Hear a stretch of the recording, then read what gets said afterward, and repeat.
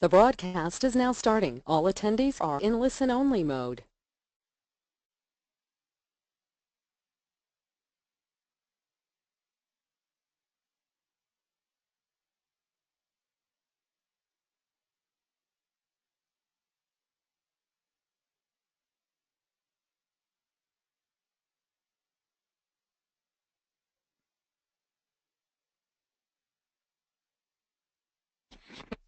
Hey everyone, we're just testing our sound, so Joe, let me know if you can hear me all right.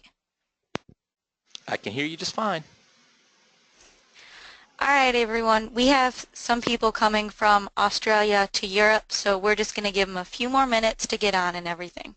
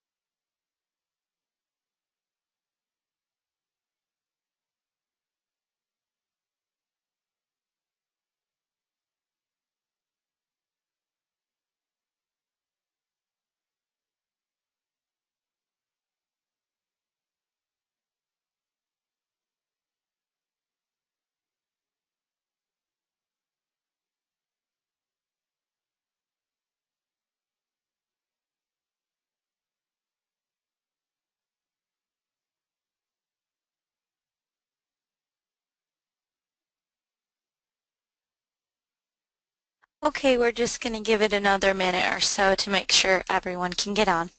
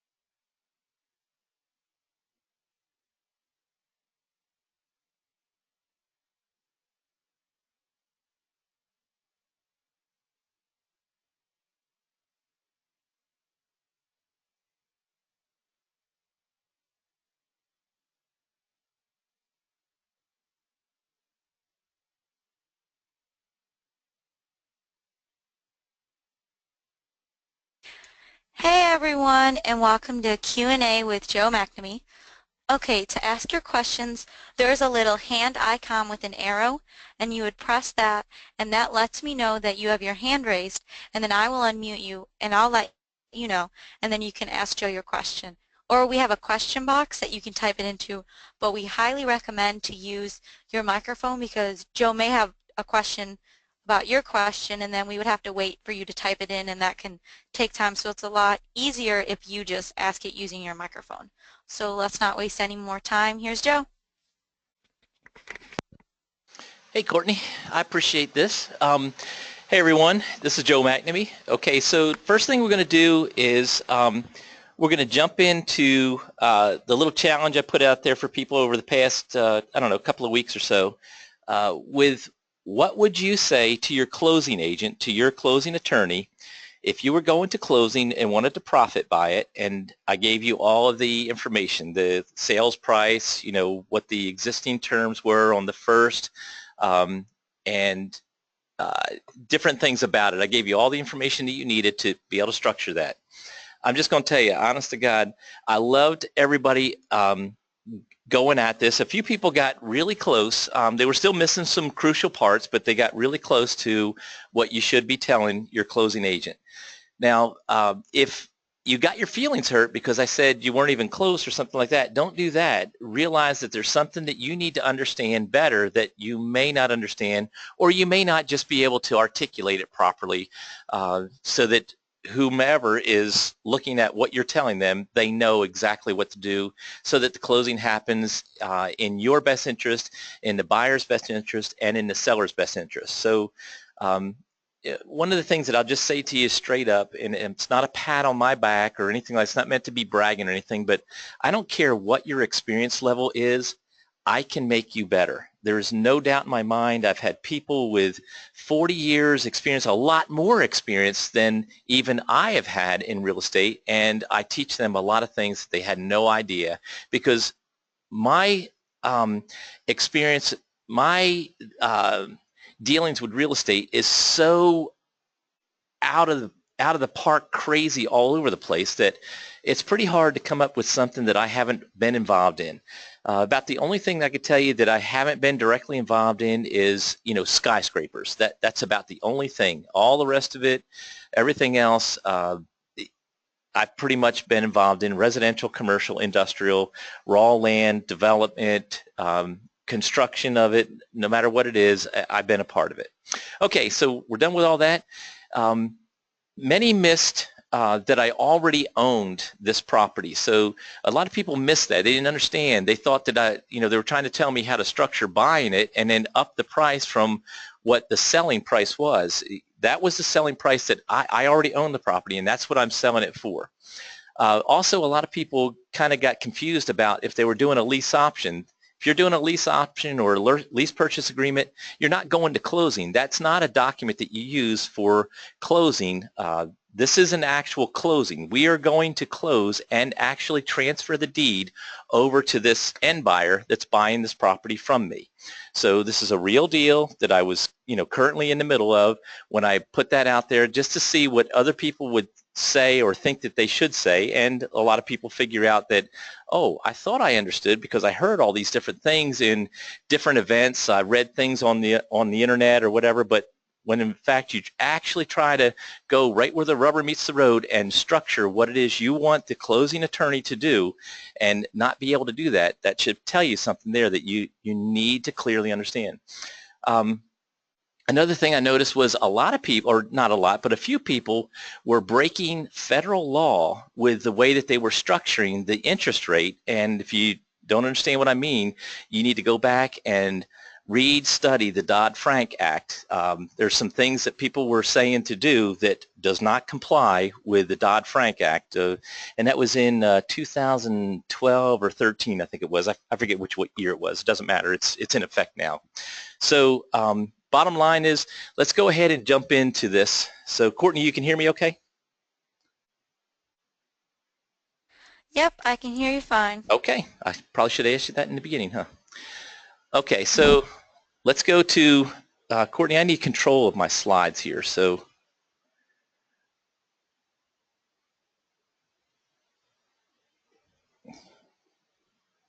looking for what takes me to the next slide here. Oh, okay. And then from there it's arrow down? Okay.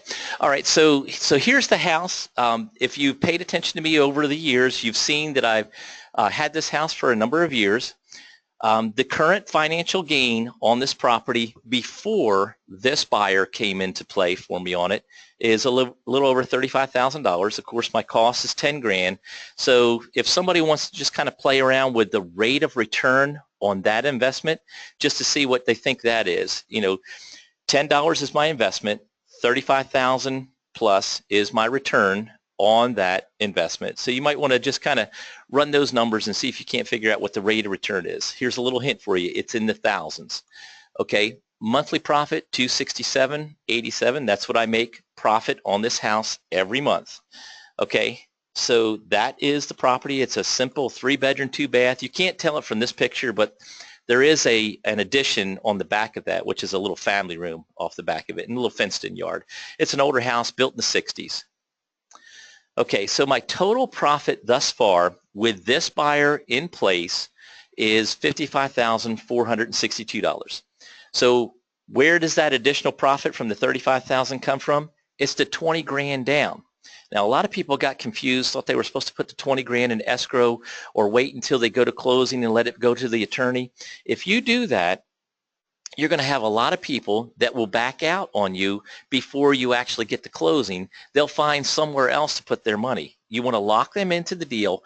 Once you know that they're happy with it, that they can afford it, that they like it, then you're taking your house off the market. Now, I still allow my house to be out there making people aware of it, but everyone knows it's under contract when they contact us. But the bottom line is, if they're not putting any skin in the game up front that is non-refundable, then I am making a huge mistake. So we're not into what I'm telling my closing agent yet, but the bottom line is the $20,000 now is mine. Okay, so how can I make that mine?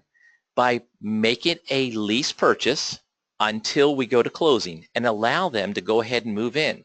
So that's your lease option fee of the 20 grand for them moving into the house. They also started making the monthly payments on it. I allowed them to move in before we go to closing, but the period of time between the time they said, yep, they want it, we're satisfied, we're sure, we've slept on it, we've thought about it overnight, blah, blah, blah, come back and had another meeting. From that time on, they are leasing the house from me, and nothing is coming off the purchase price in the month from the monthly payment, but the down payment is coming off the purchase price. The future profit on this property will be another 28 grand. So that's a little over $84,000 I will have made off of a $10 investment. Now, the other thing that I did with this property is I helped 2 others. I had 2 different people who moved to this area that were coming to work with me for a short period of time, and both of them were getting their real estate investing business started and were working with me to do other things within my training business. So I allowed them also to use, it just so happened that it worked out that way with 2 different people being able to live in that house for a few months. One moved his whole family in, and the other one just lived in there themselves for a few months. And of course they paid rent while they were there. Okay? So the first thing you want to send to your closing agent is your standard contract, whether you're using a purchase and sale agreement, whether you're using an option to purchase, a lease option / purchase agreement. You can use all of those, but it's the contract that goes to the attorney's office and says who's paying closing costs and the agreement, what the terms are. And that's where you can literally write this on a notepad and send it to your attorney, or you can use the like the special stipulations, the additional terms in any one of these contracts. Okay, so obviously you're going to send that to them. Now, in that, you need to make sure that you specify the selling price. Now, again, this is where some people kind of got a little confused. They thought it was the purchase price and didn't pay attention to my post. That's what I'm selling this property for. This is the selling price to my end buyer. Now, have I made enough money, enough profit off the house already? Could I have sold it for more? I sure could. I could have just kept on raising the price and raising the price, but there was no need in doing that.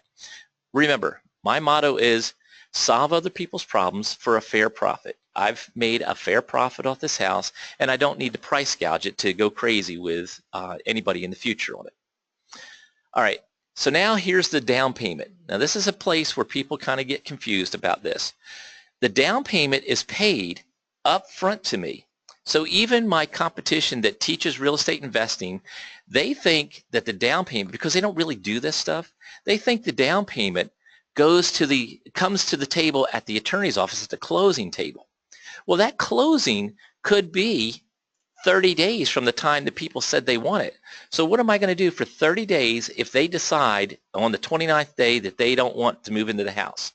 All these people that have called me, contacted me, showing interest in that house, I'm telling them it's under contract.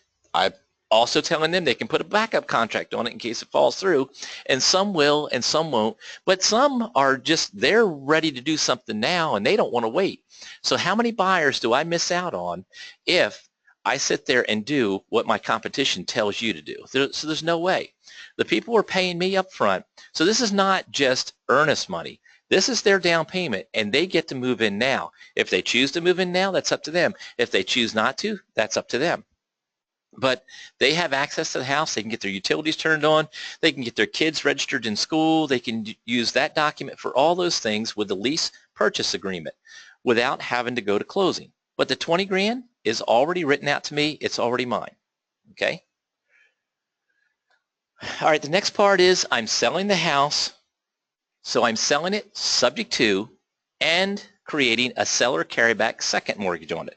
So subject to means that they are taking over the existing loan just like I do when I buy properties. There's some that I buy that have financing on them. So I'm buying them subject to the existing financing. That's line 203 on any HUD-1 across America. So that's the purpose of that line on there, taking over existing loans subject to. All right, now those words do not mean contingent upon. A lot of people make that mistake and think that's what it means. Most of my students that are real estate attorneys make that assumption right off the bat, and then they learn what a subject to purchase is from me from there. So the existing financing that's already on the property is $57,742.83. All right, so now we have to subtract out of the purchase price, which is, remember the 101? We got to subtract the 20 grand down, which brings it to 81,000. Then we got to subtract the 57,742 out of it, and then that tells us what our seller carryback second is. Now, if I don't tell the closing agent who's creating this note, they need to know this information right here. They're creating a $23,258 note on this property at 5% interest for 9 years. If they don't know that, they can't create the note. They can't place a lien on the property in second position for my interest in the property protected. So they've got to know that. They don't have to know anything else. They don't have to know the monthly payment on the first. They don't have to know what that monthly payment is right there for me. They can calculate it out themselves. A lot of times I'll go ahead and calculate it out for them. But the bottom line is that's what they have to know: the 5% interest rate, the 23,258, and the 9 years. Now you can make that interest rate anything you want as long as you comply with Dodd-Frank. I was taking care of the people and keeping their monthly payments down just because the whole thing, we were structuring it so that they would have the whole place paid off within 9 years. Okay, so now the next part of this is if I'm doing a seller carryback second, then I need to do a wraparound mortgage. Now some people will say do it on a wrap, but they don't really know what that means. So here's your next teaching point. If I have a first mortgage, which I do on this, then I'm selling that subject to. I'm creating a second mortgage, a note for the balance that's owed me minus the down payment. And so each one of those two mortgages are liens against the property. Now, whenever you see Wells Fargo, Bank of America, Chase, whoever, giving a second mortgage on a property, they never do it on a wrap. And so what happens is they get caught with their pants down constantly by not doing it on a wrap. And what happens is the first mortgage holder, the first lien holder, if they're not being paid, they can foreclose on the property. Well, if they're in first position, they foreclose on the property, it wipes off everything behind that. So the second mortgage, third mortgage, anything else behind that, judgments, all that kind of stuff, all gets wiped off. So then none of those mortgages are liens against the property. There's still money that's owed to those organizations, but they don't have a lien. It's no longer a secured loan. When you do it on a wrap, that means that I'm collecting a monthly payment to me, and then I'm turning around and paying the first.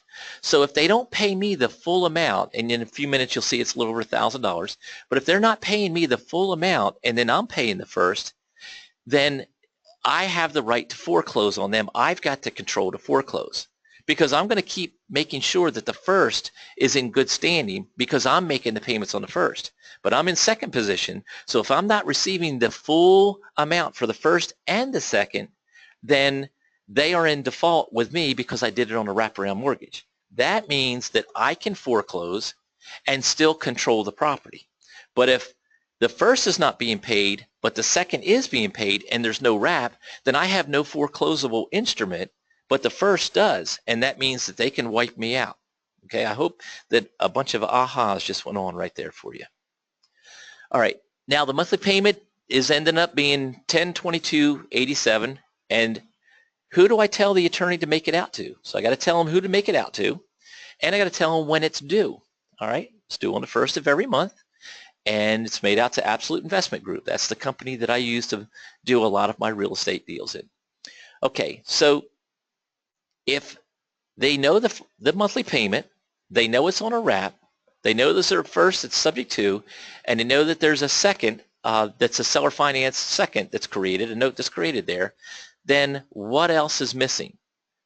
One of the most important parts, and matter of fact, I've talked about it not more than 2 months ago on a property that we didn't really pay real close attention to with some weird thing that could have happened and did happen, but we never thought about it before. But the bottom line is it's just about the insurance. It's not who's paying for it, but it's about the insurance. So I'm going to come to that in just a minute here. Now, do we want to put in our closing agreement and them sign it saying that they know that they're paying the taxes and the insurance separately? In other words, I'm a mortgage company, so to speak. I'm a lender. I'm a lien holder on this property, not a mortgage company, but a lien holder, but I'm not escrowing their taxes and insurance. Now, I can do that. I can escrow it and have them pay me, and then I pay the taxes and insurance. But in this case, it worked out better in the negotiations for them to pay their taxes and insurance separately. Now, remember, this is not a lease option. So they need to get their own insurance on the property. Even if that first is not in their name, they still need to get insurance to cover the property because the deed is transferring into their name. So we need the closing attorney to make sure that they specify in writing to this individual at closing that they're responsible for paying the taxes and the insurance separately. Now, back on the insurance again. There needs to be a binder. So you need to tell your closing agent. I'm going to tell you something. Every time these larger banks, larger lending institutions, the instructions list that they give to the closing agent, to the attorney, tells them make sure that they show proof of insurance. There needs to be an insurance binder that covers at least, for us, at least the first and the second mortgage. What's on there? So that that binder needs to be for at least the $81,000. It doesn't have to be for $101,000. It doesn't have to be for the full amount, value of the property. And there's a few reasons for it. Number one, why pay the insurance? Why have the buyer pay the insurance company more than you need them to pay? That's number one. That's up to them. That's their choice if they want to go more, and that's up to between them and their insurance provider as far as advice from the insurance company and all that. But the bottom line is we need to make sure that the first and the second mortgage is covered. And then I want you to think about this third thing. So the property I talked about a couple of months ago where there was a fire, that property, the house burned down. It was a total loss. And the owner that was, one of my students and a seller that was involved with me on it made another $17,000 off the property because the land is still there. The land didn't go away. So the land still has value to it. A lot of times, now that house was built on a wood foundation, wood floor. So it was built up on piers. But a lot of times there's a concrete slab, and many times nothing happened to the slab and nothing happened to plumbing, electrical, both water service and sewage, plumbing below the slab. None of that was affected. So there's value in that slab sitting there. So you don't have to collect the full value of the house and the property and everything to put, to go and buy the whole thing brand new. Doesn't have to be there. Now, if the buyer decides that they want to have enough money left over to where they can go and put a down payment on something else, then obviously it's in their best interest to have enough coverage. Now, the chances are not very good that they're ever going to need the insurance on a full catastrophic loss, but that's up to them. I just need to make sure that the mortgages are covered on the property. That's the most important thing. Last thing about the insurance is they need to make sure that when they're bringing this proof of insurance, it shows that I'm a lien holder in second position, I'm listed as a loss payee, and who the first mortgage is, the name of the first mortgage, they're listed as a loss payee. So I'm protecting me and the first lien holder on this property. So in the event that there is some sort of, settlement or claim that's happened with the insurance company, the check is written out to the deed holder, which is my buyer, to me as a lien holder, and to the other in first position lien holder. So the check is written out to all three of us, and it's an and, not an or. So it has to be signed off by, endorsed by all three of us for that check to be any good for the insurance company. Okay, so I hope that kind of cleared things up for you on there. If you want to know more about how to do this and what to do, how to build a buyer's list, how to build a seller's list, how to get other professionals, other businesses promoting and marketing your company so you're not spending a bunch of money on advertising, you can go and sign up for my Jumpstart online. Anybody that's interested in doing real estate investing, it doesn't do that simple program we've got right there. I can't help you. I don't understand why you would ever not do that. I do know that some people look at others and think that, they're scams and they're ripping you off and all this kind of stuff. That is not us. We physically do our live deals in front of your face. I do them all the time. I don't know anybody that has the amount of experience that I have. So there's a little bit more about what we do and how you can get involved with us right there. It's the course that I recommend everyone take so that you can at least speak my language. Then we can grow your business into whatever direction you want to go. Most of the people that actually engage in doing the stuff they learn in Jumpstart make somewhere between $50,000 and $150,000 a year off of doing just what's in Jumpstart. So, okay, that's enough of that stuff. Courtney, I think I covered all that. So let's go ahead and get into the Q&A part of this. Okay, Roy Jantz has a question, so go ahead, Roy. You're unmuted. Hey, Joe. Can you hear me okay, Joe? I can hear you, Roy. Go ahead. You cut Hello? in and out for a second there, but go ahead. Okay. Okay, let's try this. So can you, I understand when you say that you have the first and the second at the closing table and all that. Can you explain a little bit how you say that you wrap that? In other words, when they go to closing, there's a first to, and then the first goes to the original, it's the original first, it's subject to, and then there's your second.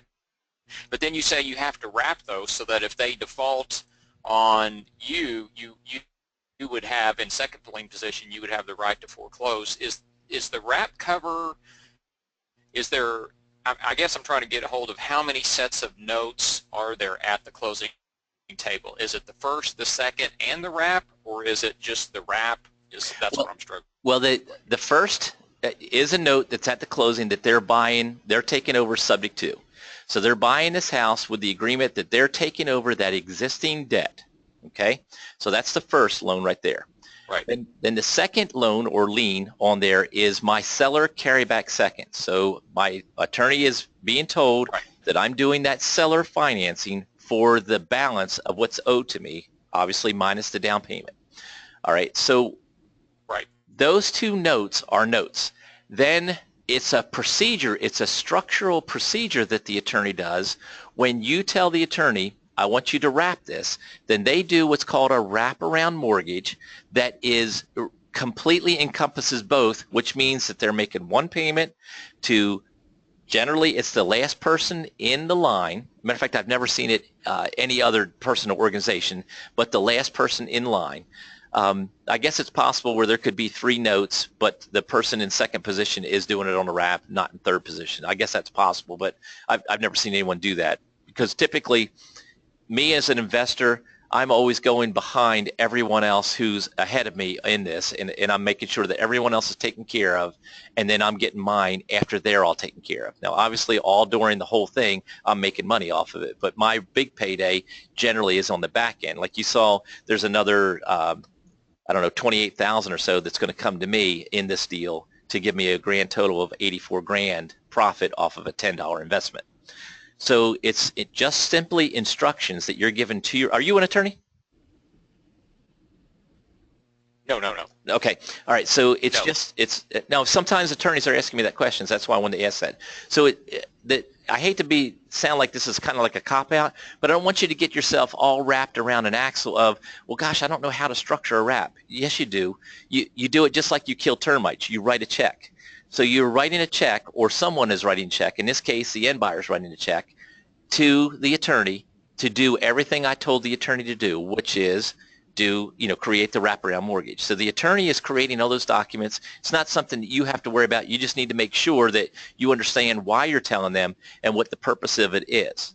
Did I help you all right on that, or do you still need some more? Yep, absolutely.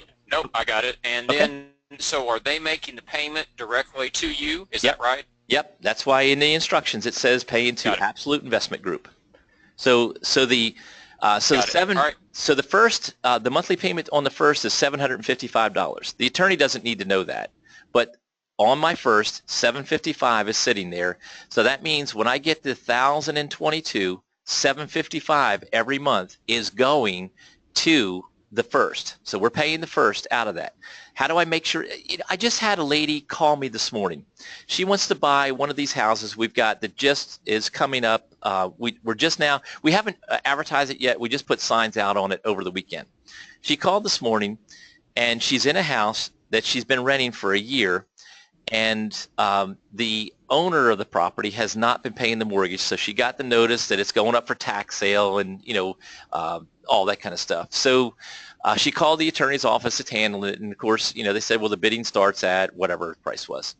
So the first is not being paid. That means that the first, the lien holder gets to go ahead and foreclose on the property. Well, that's part of the foreclosure process, is to put it on the courthouse steps and then look for people to pay at least what's owed to them. And I think she said $106,000. So that lender is trying to get $106,000. If somebody can buy that and pay off the $106 debt that's owed to them, they're done. But I want you to think about that. Why are they able to do that? Because no one is controlling making sure that lender's being paid. So that lender gets to go and file for foreclosure.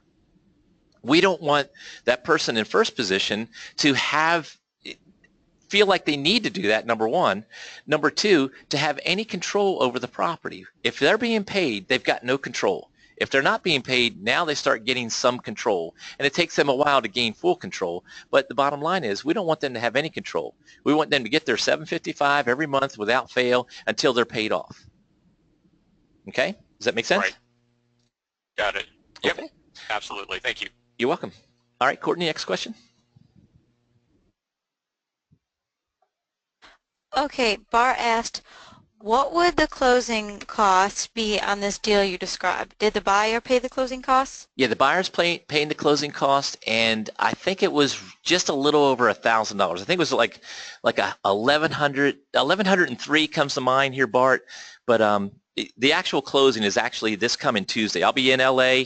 I'll get back Monday night. Then Tuesday morning, I'll go to that closing, and we'll be done and over with the next step of that. But I think it was 1103 is what it came to. It's right in that ballpark. Okay. Next question. Anthony has a question. So, Anthony, you're going to need to unmute yourself. Okay, can you hear me? Yeah, Anthony, I just have to tell you something about Courtney. She's a little stalker now. She can tell what you're doing, even if you can't tell what you're doing or not doing. She knows it, man. It's kind of like scary, These they drive me nuts with this stuff because they know what I'm doing when I don't know what I'm doing. Go ahead. Yeah. Man. What's your question? Okay, so a couple questions. Why would the first lien holder agree to a wrap? Do they have the power to say no to that Nope. at closing or before? They do not. Nope. Okay.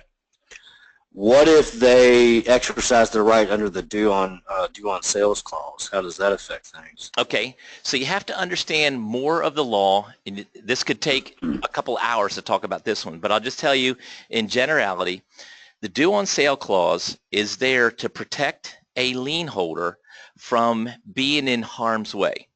So if a lien holder has a property, so let's just go back to this lady that I was talking about that called in this morning. That lien holder's in harm's way. They're not getting paid. So they have the right to call the loan due to protect themselves, all right? So the due on sale clause can be utilized, you know, the foreclosure process can be utilized to protect their being in harm's way. The purpose of the due on sale clause is if the deed transfers, they can do it even quicker, but they have to be in harm's way, and they got to prove that they're in harm's way. So if a lien holder is receiving their payments every month and they're not in harm's way, they don't have the right to call the loan due. So no judge out there is going to award them the right to foreclose on the property. But let's just kind of go through this for a minute. Okay, you're a lien holder, and you're receiving your monthly payments every month. Without fail, you're getting $755. All of a sudden, the deed transfers to someone else's name, and for the next 6 months, you're still receiving your payments of $755 every single month. Do you want to keep collecting the $755, or do you want to go down the foreclosure road, which means that it's going to take you, depends on what state you're in, it's going to take you several months. You're going to tick off the people that are in the property. You're going to run the risk of, you know, the property being vandalized. You're going to end up with taking this property back, trying to maintain it the whole time. It's going to be empty for quite a while until you get full possession of this. And then after that, when you're not receiving payments anymore, and you're going to spend all this money in attorney's fees to do all this, and then after all that, and you fixed it all back up, you get to sell it for what you were owed on it, which is what you were collecting to begin with. So what is the reason for them to actually call the loan due? And a lot of people don't realize that the last time that this was challenged in court was like back in the 70s. Now, if there's something between then and now that I haven't heard of new, it could be out there, but I seriously doubt it. But the bottom line is they lost because they couldn't prove they were in harm's way. If they are not in harm's way, there's no reason for them to call the loan due, regardless of who is making the payments to them. Your money is just as green as my money making payments on that house. Now, the other thing is, a lot of people don't know this, that if they received a payment from someone other than the person who signed on that lien, in other words, they're the ones that took out the loan, if they've taken one payment from someone other than that, then it is also not legal for them to actually call the loan due unless they can prove they're in harm's way. So does that make sense to you and solves the due on sale clause triggering that? Did we lose you? Yeah, it does. It makes perfect sense. Yeah. Real quick, Joe, when is your next live class? We have a live one going on in August, and that is watching me do live negotiations right in front of your face. So there's 2 days of watching live deals happen right in front of you, and then a third day of me doing your deals for you live too. So I should just call your office to get registered for that, or what's the easiest That's right. way? Yeah, you could just call Courtney and get signed up for that. It's easier. There's links that we've put out there. You know, we promoted it. You'll see us starting to promote it again pretty soon here. But the best thing to do is call Courtney, and you'll catch her in the morning, and then she'll be able to get you signed up, okay? Okay, and then if I buy your jump starter, if I buy your complete online course, does any of that get credited toward the live class, or is that just a separate No, that's deal? the Jumpstart Online is separate from the live negotiations. That's a whole different ball of wax there. All right. Okay. But the thing is, the credits that you get is if you do my Force Your Success program. That's the big program there. Then you get credit for these other courses. Okay. And what's that called again? Force Your Success. And Courtney can give you a link for that tomorrow also, so you can, you know, go and see more about that, understand more about that. Okay. All right. Thanks. All right. Okay, Courtney, next question.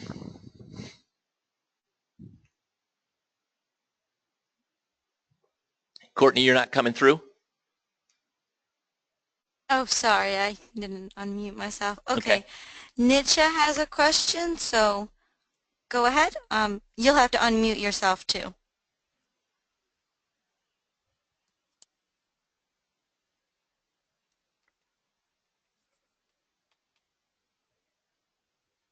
What's her first name or his first name? It's Nietzsche. I'm not really sure how you say it. Okay. Pronounce All it. right. Well, Nietzsche. I mean, I'm sorry. Yeah, N-I what? T-Y-A. Can you hear me? Yes. Oh. Hey, sorry about that. I didn't realize there was a button there. I was trying to start 6. That's right. Hey. Pronounce your first name for us, please. Nitya. N-I-T-Y-A. Nitya. Okay. I actually saw you speak years and years ago, and didn't go forward. Regretting it now. Yeah, out in Savannah. You got invited. Some other agents were there, and I met you, and still interested. Right. My question is, I know I see your signs out in Fort Wentworth and stuff, so I know you're for real. What attorney did you have? If you want to do that offline, that's fine. No, you're asking me what attorneys do I use? Yes. Okay, so in the local area, I used Scott Vaughn for a number of years, and he did a lot of my city transactions. Scott had a paralegal named Diane. Diane retired, and Diane was his primary real estate paralegal. So he decided he wasn't going to do as much real estate anymore when Diane retired. I know. All right. Okay. So then for my country closings, I used Ed Reddick. Ed Reddick is also Judge Reddick, and he did my country deals for a long time. Ed is in his late 70s, and Ed has slowed down significantly in real estate. So I kind of overwhelmed Ed a lot with all the deals that I do. So then I went to Chris Lane. Chris Lane is a new attorney from Atlanta. He's in Savannah. He's right near the Lutheran Church there, downtown Savannah. And so Chris, for about the past year and a half or so, and he's a younger guy, so I don't scare him too much with a lot of different things that he's got a thirst for information and knowledge. So I teach Chris constantly different things, and then of course he adds that to his, let's just call it, attorney portfolio. So, but anyway, those are some of the local ones that I'm using. Okay, and I'm actually up in the Marietta area now. Do you know anybody up here? Anybody it's just as far as attorneys? Yes. Okay, I have several students in that area there, so what we could do if you called us offline, we could try to connect you up with them so that you can connect with a decent investor-friendly attorney. Okay, I really appreciate it, because I'm a broker as well, and so I'm a little cautious on this following.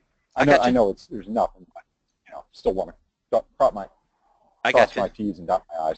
I understand. Okay, so all right, Courtney, can we go with the next question now? Okay, I don't have. Oh, now I do. All right, Andrew, you're unmuted, so just go ahead and ask your question. No, this is Andrew. Can you hear me? I sure can, Andrew. Hi, how are you doing? I've taken your Jumpstart, and I'm actually in the process of going through the second round of Jumpstart. I'm taking your advice and going through it 3 times, and right now what I'm working on is the 10 steps to getting started, and I'm a real baby here. So one of the questions I want to ask, and this might be really novice, is what is the best legal entity to set up? I know you can't give legal advice, but I'm just wondering if you have any suggestions. Okay, all right, so LLC, S corp, or sole proprietor with liability insurance, or what? Okay, so the first thing I want to tell you is a lot of people, they go out there online and they get themselves all wrapped up and worked up, and they spend thousands and thousands of dollars in the fear of not structuring their entity correctly before they get started. So let me just try to give you a visual on that person. Now, I'm not saying that's you or that's not you, but that person right there is trying to build this huge wall, this big, huge fence that's like 500 feet tall around a castle that hasn't been built yet. So you got this this grassy knoll. Let's use an old JFK term there, a grassy knoll that you got this huge barricade built around, and you spend all this money to build this barricade around protecting some grass on the side of a hill. Start to build your castle. Start to have something that's worth building this wall around it to protect. Get yourself into that. Get your real estate investing business paying you some money to go out and pay for things like that before you go dumping a bunch of money into this whole process before you even get started. So many people will sink themselves in debt, you know, $30,000, $40,000, $50,000 before they even get started because somebody out there online told them to do that or in some seminar somewhere. Mm-hmm. So my advice is to make sure you have something to protect before you worry about protecting it. Now let me answer your question, okay? To structure your entity properly, the first thing that you need to do is take your personal property that you own and put it into an LLC by itself. The second thing you need to do is determine the dollar figure, the value of each house that you're taking over in the beginning, what you are guesstimating that's going to be. So let's just say that you're taking over properties that are worth $150,000 a piece.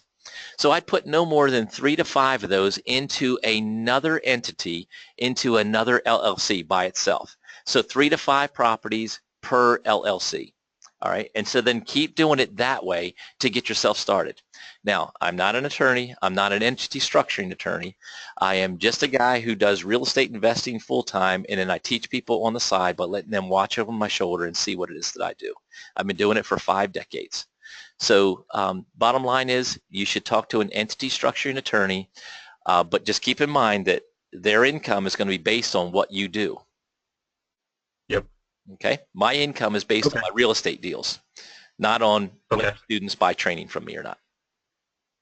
So step 1 is basically protect my personal property with an LLC. After you have, you know, some deals happening that are paying you enough money for you to go out and do something like that. Okay.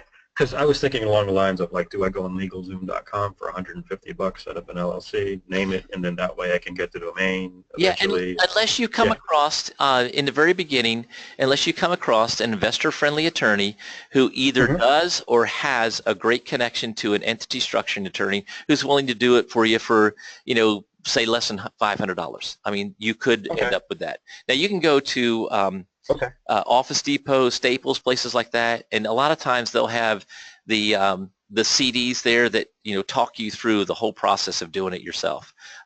Just similar to LegalZoom and all that, but you know, it's just something that a lot of people. I just don't want you to get started, not get started because you're worried about that. That's all I'm trying to get across to you. Okay, and I was just trying to do that so I can have a corresponding domain name on the internet, which is like $10 a year sometimes. So, yeah, but I mean, but you can get that anyway. You can just go ahead and get the domain whether you've created the LLC or not. So all right, all right. Next question, Courtney.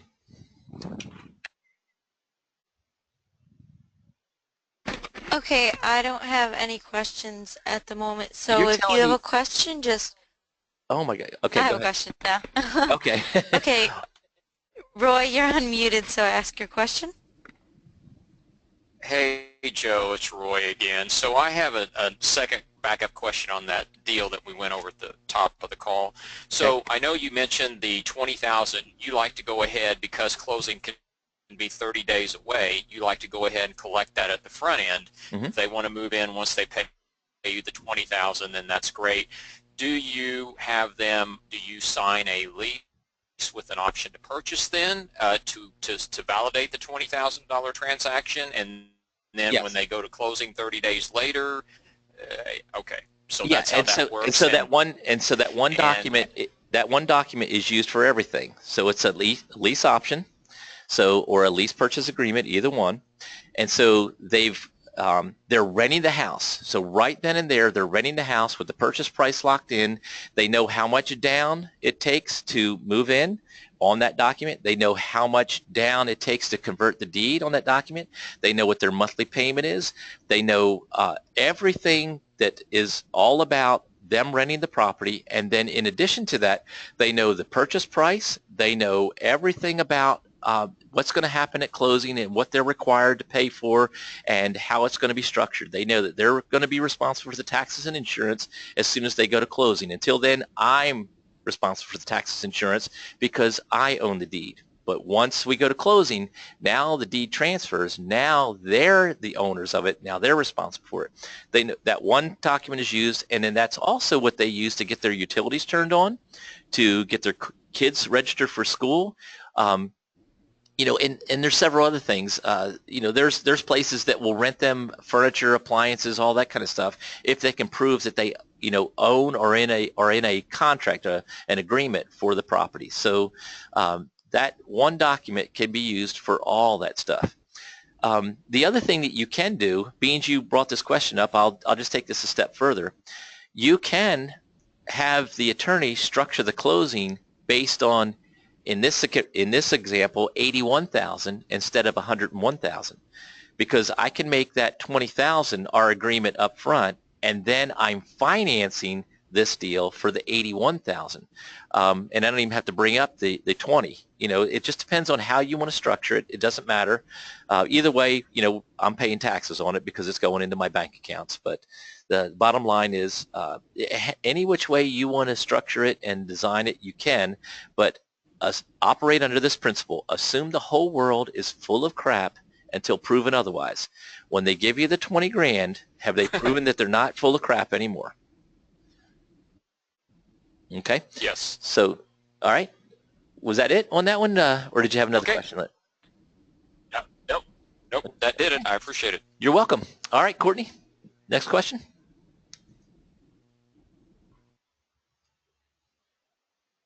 Okay, so to ask your questions, just raise your hand or type them in the question box. Okay, I can't see the list of people on here anymore, Courtney, but I do know that there was a Helena on there, and so she was in a group chat that happened over the weekend, and she was a little bit more curious, had some questions about how I do things, so I can't believe, Helena, you're not going to ask me. She actually has her hand up, so imagine Helena, that. I unmuted you, so you'll just have to unmute yourself, and then you can ask your question. I wasn't going to say anything because it's 6 a.m. in the morning and my darling husband is sound asleep next to me. Well, maybe you can move into the other room so that I don't make him mad at me. How about that? No, because then that tackles a daughter and a son-in-law and 3 grandbabies under the age of 6. Holy cow! You've got a full house. All right. Well, Helena, you want to ask? You wanted to ask a question in that chat room there, so that wasn't the appropriate place. Obviously, that's somebody else's chat room, and so I don't want to kind of step on their toes. But go ahead and ask your question, because now you're in my world. No, I have learnt a lot just from the half an hour of sitting there with you. It was nice to see the deals and the way that you structured it and you presented it. It did put a lot of missing blanks in. The fact that you do deals for only $10 down was what absolutely blew me away, because I've heard of it so many times and I've just never had the balls to use it. And now that you've actually done it in front of me, I've just gone, wow. Well, let me I'm going to get my button together. Yes, you do. That's true. Now, one of the things that people hear all the time is they hear from my competition how to do real estate deals without using your money or your credit. And of course, what they mean is how to do real estate by borrowing private or hard money out there. So you don't need credit, and you don't need your money if you're going to use private money and you're going to use hard money. But what you don't hear them say, two things that I say that you don't hear them say is no money, no credit, and no lender whatsoever. I don't need any lenders of any type to come in and get involved in my real estate deals. And the other thing that's even more important than all of that is that I show people how to have the property sold before they commit to them. So the $10 has nothing to do with a down payment.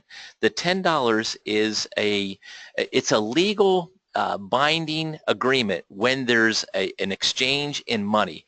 So when I do a real estate contract and I provide the $10, that makes that a legal tender, that makes that a legal contract and a binding agreement, because now money has changed hands with that contract that we've just done up.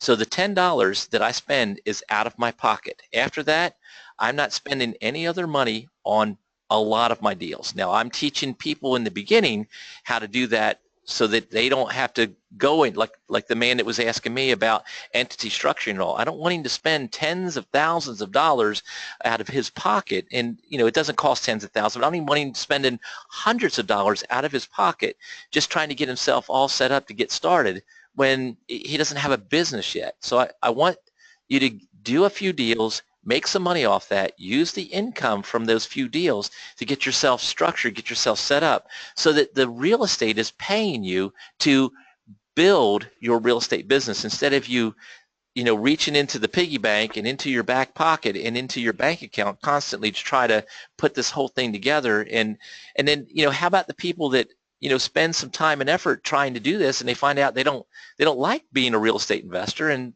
they decide, what, it sounded really great, but I don't want them to have, tens of thousands of dollars invested. You do have to get some training. You do have to understand what you're doing in the beginning, but you don't have to know all of it, just the very basics, and that's the purpose of my online jumpstart. I suppose it was just being in the category of brainwashing of you can't do this without any money because there's no proof around. And fortunately, I have a bit of a bee in my bonnet with the fact that everyone says that seeing I'm in Australia, I can't do this. And that's not a good thing to say to me. No, it's not, and it's not true. I mean, I have a lot of students all over the world in several different English-speaking foreign countries. Matter of fact, I have some in non-English-speaking foreign countries as well. And it is true that there's certain things that do apply and certain things that don't, but we can always figure out ways to comply with the requirements, with the laws, with the procedures, and still accomplish what you're trying to do. In Australia, it's very easy. So it's not, when I deal with things like this in China, it's a little bit difficult. But when I deal with this in places like New Zealand, Australia, United Kingdom, Canada, Mexico, it's really not that difficult. There's a few little minor changes that we have to do, but they're not earth-moving type changes. Okay. So and I'm sorry. Very much for. Well, I'm sorry very much for inviting me. Well, I'm sorry for calling you out on it, but I knew that you had the question, and so I just wanted to make sure that you were satisfied. Thank you very much, sir. You're welcome. Okay, Courtney, any other questions?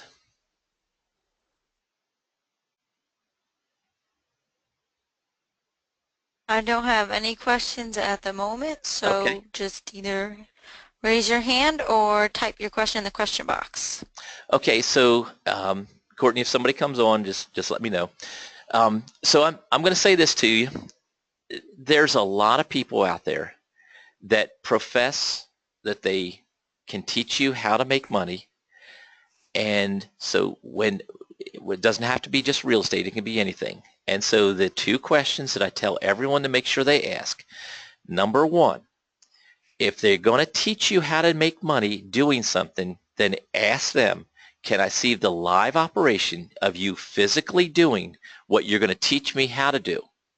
Now, if a person can't show you that or won't show you that, it does not mean that they don't know what they're talking about. However, it means there's a red flag up. You need to kind of zero in on and focus on a little bit more and pay a little closer attention to what that person's saying, and are they really capable of showing you how to do it?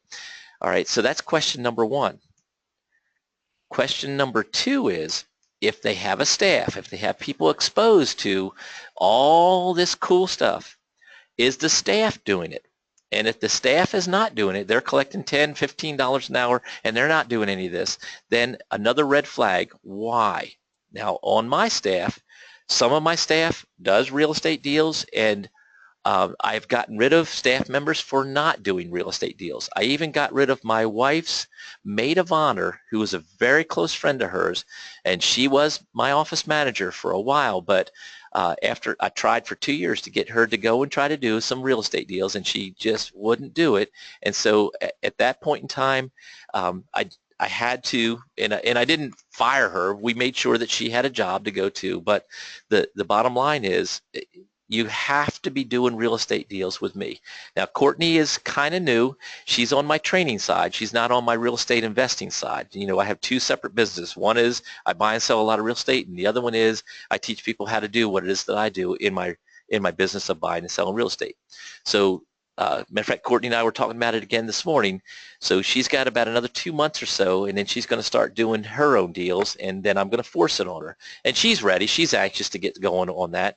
But the bottom line is that if you're being told by somebody they're going to show you how to do something to make money, you want to see the live operation of them physically doing, not the live operation of selling the information on what it is that you want to physically learn how to do, but the process that you want to learn. So if you want to learn how to buy gold, you need to see them, how they're buying and selling gold and making money off of it. If you want to learn how to, knit hats, you need to see them physically knitting hats, or they're not really worth listening to, in my opinion. Now, how many transactions do you need to see of theirs? I would say hundreds would be a very low number that you should be looking for. They don't have to have over 4,000 real estate deals like me, but they need to have hundreds of deals that they've done to be able to be and provide some level of decent mentorship to you. So those are things that I'm telling you. Okay, Courtney, is there anyone else on there with a question? Yeah, Patty just wanted to say thanks for all of us whose lives he has changed. And then John asked, I just wanted to know how you would advise someone that is not in the U.S. to proceed. How would they need to change their approach, if at all? And I asked him where he was from, and he said Europe. Okay, is that John Houston? Yep. Okay. So it depends on where you're at, which country you're in, as to what direction we would go. Like right now, I have a Canadian student just got started with me. His name is Brian. And so the first thing that Brian did was he got into my program, and then he scheduled some time for me to talk to his investor-friendly attorney that he found based on the things that we told him to look for.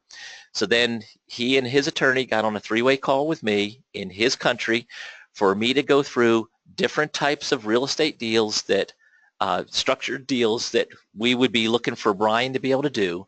And I think I structured like 4 or 5 different examples for Brian's attorney. And so when I did that, there was only one of those 4, which I already knew, that it had to be done differently. But I just wanted to make sure the attorney was paying attention, and he was. He was really good. I'm real happy and satisfied for that with Brian. But have a 3-way with me and the attorney, so that we can go through different things that you would be doing, and if they're okay, then fine, they're okay the way they are. If they're not, then how do you want us to structure it?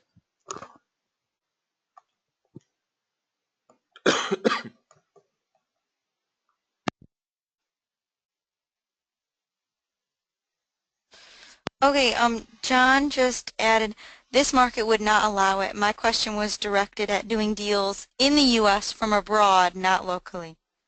Okay. I am choking right now, so hold on just a second here.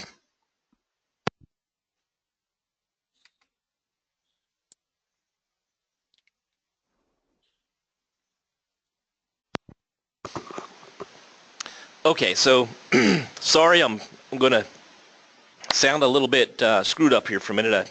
I am just getting over a cold, and I thought I was going to be able to last through this webinar without this happening, but it's happening. Okay, so John, what I would recommend that you do is look for someone that you can partner up with. Now you have to remember, in a partnership, everyone has to come to the table with some value.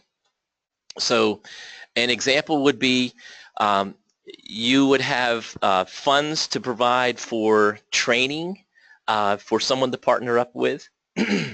You can structure a partnership. I have a lot of students that do that. They'll structure a partnership, and they'll be a board member of the corporation or the LLC, let's just say, and you would be a voting member of it. It's an LLC that you can create, build to a certain point, and then put that business up for sale and sell it. You can sell it to another voting member that's within the LLC, or you can sell it outside of the LLC. So you can create it that way and partner up with people in that direction. And obviously, one of the, John, I know you've watched me for a long time. I think we've even talked a long time ago on the phone. But you could look for someone that you could partner up with who is stateside, or someone who has maybe dual citizenship. Like I have some students that are Canadian and American dual citizenship students that they just go back and forth, and they do real estate in both places. But you could look for someone like that. But if you could be also a person, now again, I teach you how to do this with no money, no credit, no lender whatsoever, but there's also a lot of other types of deals that are done with financing brought to the table, private financing. You could partner up with someone if you could provide the private financing, or if you had someone else who wanted to, as long as it's all done legally and properly and the money is transferred in and out of the states correctly. You don't want to get into trouble with the SEC and whoever else wants to get involved in that. But there's different ways that you could strike up partnerships and do deals like that. It can't just be a kind of a handshake. Once you go out of country, you're gonna have to spend some money to get it structured properly and make sure that you're complying with all the laws in your homeland and in the states with the person or people or organization that you're partnered up with. Okay, Courtney, any other questions? Yes, Brian has his hand raised, so I unmuted you, Brian. You're just going to have to unmute yourself. Okay. Hi. Hi, Joel. Hey, Brian. How are you? I'm just great. How about yourself? Pretty good. You on the road right now? I'm not. I'm actually I'm at work, but I'm in my truck, and I've been listening to the webinar since just after it began. So okay. I was like, holy cow, webinar. So I just wanted to ask. I'm the one that you were talking about in Canada here. Oh, with the attorney. Yeah, that's right. Wasn't his name? Was his name Ryan? His name is Ryan. Yeah. Yeah, that's right. Okay. Yeah. Yeah. So what I wanted to find out is I was telling Courtney, and I think I told you before that I've been having a hard time getting a buyer's list. I've got some buyers for sure, about 10 buyers so far. Okay. Advertising and stuff like that. I just purchased the Massive Buyers program this morning. Okay. And your mentorship as well. So now I got to go to town here because I'm. That's right. But what I'm doing, I'm trying to build the buyers list because there's 10 people on it, which is great. But the only thing is, they're so widespread throughout a very broad area, because I live just out of Calgary, Alberta here. Right. And there's 2 million people in Calgary, and then another 300,000 in Airdrie is where I live, which is just 10 minutes north of there. So, but for me to put an ad on in the paper like Craigslist or Kijiji, it only covers the area. It doesn't cover the exact, and just a town, right? So anyway, so I'm getting calls from sort of all over the the southern part of Calgary, or in the certain parts of Airdrie and stuff like that. Okay, well let me just say this one thing to you, Brian, just for a minute, just so that you know. A lot of times people think, well, it's only happening to me because I haven't heard anybody say something similar to that. All right, when we place our free ads out there, yeah, I get calls from California, New York, Pennsylvania, Ohio. Of course, Florida's not really that far away unless you figure, South Florida, which I get a lot of calls from South Florida. But those calls are from people who have seen my advertisement, and I've only advertised to my small area that I'm in. I've advertised within 50 miles of my office operation in Georgia. But Yep. that same thing happens to me that's happening to you. That it comes from everywhere. But the bottom line is you're just getting started. So right now people are seeing this new guy, this new thing pop up, and half of them don't believe anything that you're saying that you can do. And so you're going to have to realize that it's going to take some continuity. You're going to have to just keep this up a little bit and establish yourself as somebody who's for real, not going anywhere, build the credibility, then start building the relationships with local people, start connecting with the gossiping. Remember me talking in the online jumpstart about the G spots. You know, I always make the joke about the G spots, the gossiping spots. You know, so you got to plant your seeds kind of like a brick and mortar type business in the very beginning so that you can become that go-to person shortly down the road. As soon as you have 2 or 3 testimonials from solving some people's problems, either sellers or buyers, then you will all of a sudden transition from this guy that I'm not really sure what's going on here to, wow, he is our local hero. He can solve problems that no one else can. And as soon as you become that, then all of a sudden the phone blows up, the email blows up, and you're in full-blown business. You know, the day that the stores like Walmart opened the first day, I mean, you know, it was kind of like a ghost town. You know, things didn't happen, and it took a little bit, you know, to build the value and the trust and the belief in the people in the local area. And then you also need to be studying and seeing where people are coming from that are moving to your town. And so then you're going to place those same free ads in those locations. So let's just, I'm just making this up, but let's say that a lot of people from Northern California move to Alberta. That's where people are coming from that are coming, you know, let's just, I'm just making that up. Or people are coming from Calgary to Alberta or vice versa. I'm just making up places right now.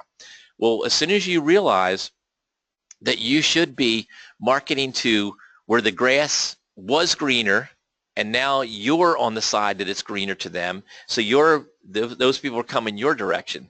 So let me give it to you in a stateside. It's a real familiar thing that a lot of people know that, you know, Florida is not really considered the South. People moved to Florida because they retired up north and now they want the warmer weather. So where should real estate investors who have property that they want to move and move quickly, where should they be advertising? Not in Florida, but where people are coming from. You know, like my area, Savannah area, there's a huge amount of people that come from Pittsburgh, of all places, for whatever reason. I don't really know and I don't care, but bottom line is I should be pumping advertisements in Pittsburgh when I'm getting started, or if I'm having trouble moving a property. Then Pittsburgh is where I should be focusing on, because I got a lot of people coming to my area from Pittsburgh. So that's what you need to be looking at to get yourself going. Now you do have mentoring now. You just signed up for that, so you can let me help you start building this buyers list and growing it and making it blow up for you. Okay? Yeah. Well, and one other question for you, Joe. I wanted to ask you if I've got some different people that have contacted me, and actually a friend of mine that I hadn't seen in 26 years. She happens to live in Airdrie where I live, and she's been there 16 years. I've only been there 3 years. Okay. So what I was going to ask you is, would you think it would be a good idea for me to sort of like I want to get her on board eventually as one of my sales associates, but I'm thinking because she's been around the area for so long. She's got the institutional knowledge, and she's got the credibility built right there where they can reach out and touch her. Right, exactly. Yeah. And that's the thing. She's a super nice lady, and everybody loves her, and you know. And so I thought if I asked her to be a sales associate and just say, hey, can you help me build this sort of thing? You know, I just thought it might throw that past you and see what you think. Yeah, it is a good plan. There's one, I'm going to give you one caution, happened to one of my students. The first thing is you definitely want to bring her on board. She's got to get a little bit of training so that she understands how to speak my language, which is now becoming your language. So she's got to be brought on board for Jumpstart. That's the purpose of Jumpstart. That's what it does right there. Now, the caution is that if you're bringing her on board, you need to have some control.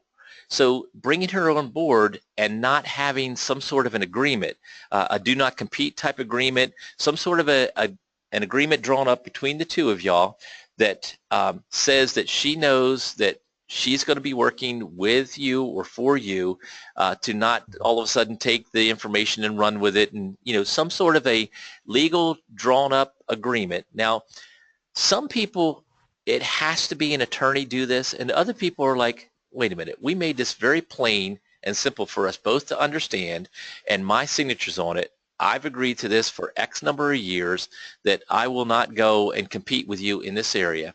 And so then you can do it that way.